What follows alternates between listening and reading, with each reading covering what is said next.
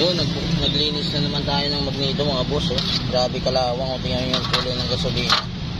So, nililihan natin para mapinturahan. Yan, oh. Para pag sinalpak natin, maganda pati bigay ng kuryente.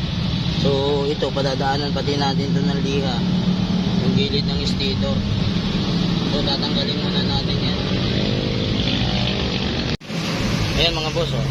Pininturahan natin yung magneto. So, yan, malinis na rin yan. Oh. Yan mga boss, oh, pinapalitan na rin ng may-ari ng spark plug. So, yung gitna niya, medyo papupudpud na. Ayan, oh. Ito yung ipapalit natin na bago, boss. Habang pinapatuyo natin yung magneto, ayun. So, papalitan muna natin ng spark plug.